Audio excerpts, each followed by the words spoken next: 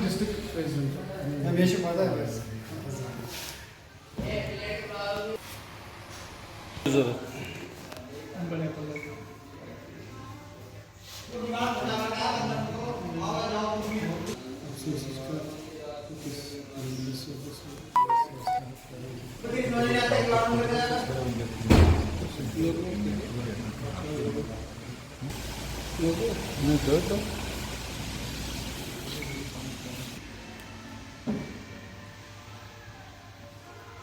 ये press conference का मुद्दा मकसद है।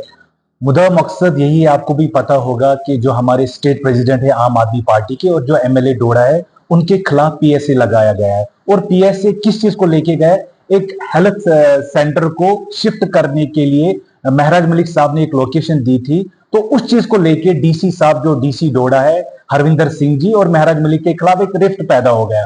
और उसी चीज को लेके हरविंदर सिंह जो डीसी डोडा है उन्होंने इस मसले को इतना बढ़ा दिया कि उनके खिलाफ एक पीएसए लगा दिया उन्होंने, जो अनएक्सेप्टेबल है। देखिए, महराज मलिक साहब एक रिप्रेजेंटेटिव है, इलेक्टेड रिप्रेजेंटेटिव है और वो आम आदमी पार्टी के स्टेट प्रेसिडेंट भी है।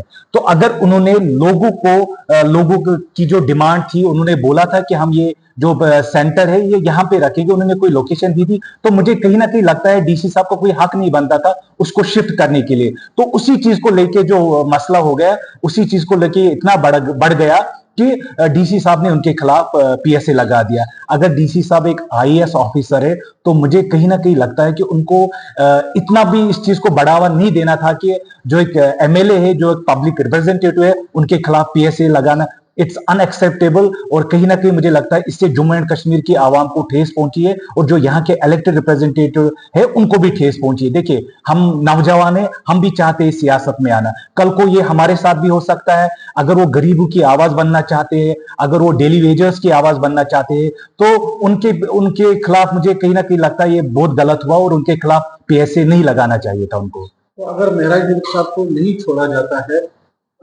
आगे क्या लाहेहान रहेगा आपका? क्या आप लोग भी सड़कों पे आ जाओगे?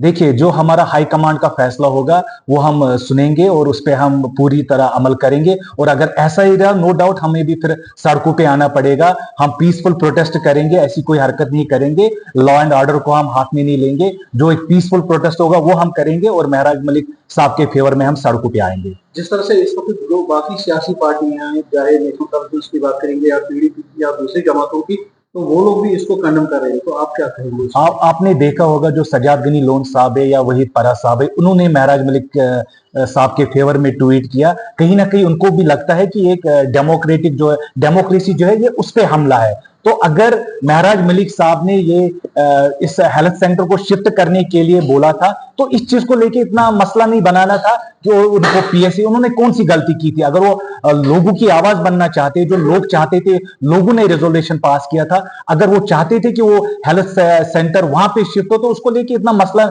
नहीं बढ़ाना चाहिए था कि उनके खिलाफ डीसी साहब ने पीएसए लगा दिया। शुक्रिया।